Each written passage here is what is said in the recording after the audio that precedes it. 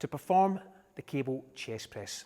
Now it's important to know that where the cable is travelling and your arm path is going to dictate where you're going to feel this movement. So we've got three divisions of the pecs basically. We have the costal portion, think this lower portion of the pec where the arm path needs to be travelling downwards. We have the sternal portion, think at the sternum, where the arm path should be travelling forward. And then we have the clavicular portion, think at the clavicle, where the arm path should be travelling upward. To target the lower portion of the pecs, we want this cable to be travelling downward. So make sure you've checked your weight before you start. Today we're going to use the cast handles. Get them nice and close to keep you safe as you go forward, and then take yourself over the bench. Have a good foot position so you're stable. Turn your palms to face the floor and keep the shoulder blades away from the ears and your upper back fixed on the pad. As you press forward, the goal simply is to bring your upper arms as close to the centre of your chest as you possibly can. As I go back, wrists and elbows are stacked, and I'm moving from the back of the shoulders and allowing the shoulder blades to move around the back of the ribs to meet the spine. And then as I push forward, my shoulders are protracting, so they're travelling forward, but I'm trying to still keep the upper back on the pad.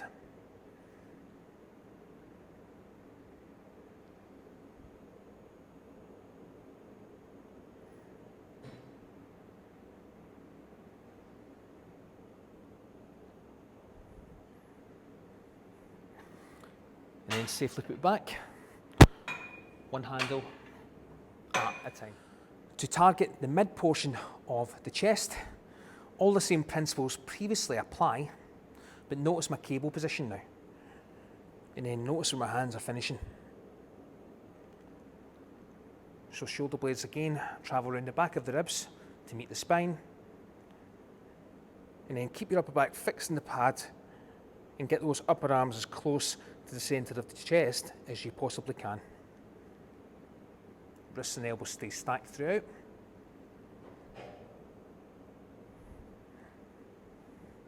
And then one back at a time. To target the upper portion of the pecs, you want your bench to be set around 45 degrees or slightly higher of an incline. Notice that these are slightly lower. So take your handles, and then you want to get them close to your body first before you initiate the press. Feet, good stable position. Wrists and elbows again are stacked, and the handles, notice, are in line with the mid portion of the chest. The goal this time is to get the upper arms close to the centre of the chest, but finish with the hands directly in line with the collarbone. And come back down, wrists and elbows stay stacked, move from the back to shoulders, allow the shoulder blades to move around the back of the ribs, and only go as low as you can keep tension on your chest. So here's too low, tension on the pecs, hands are in line with the middle of the pecs, and then push up.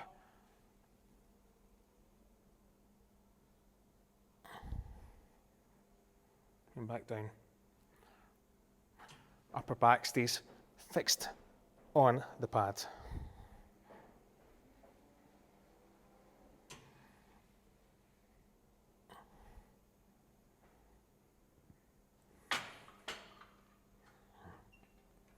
I just want to briefly mention that depending on what handle you're going to use will dictate where your bench is going to be placed. So if you're using a handle with a shorter attachment point, you can bring the bench back a little bit. And if you're using a handle with a longer attachment point, then you'll need to move this forward.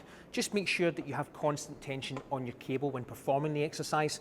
So if you're too far back and you're bringing the arms back and it clicks, then you're obviously too far back. So just make sure you've got that worked out.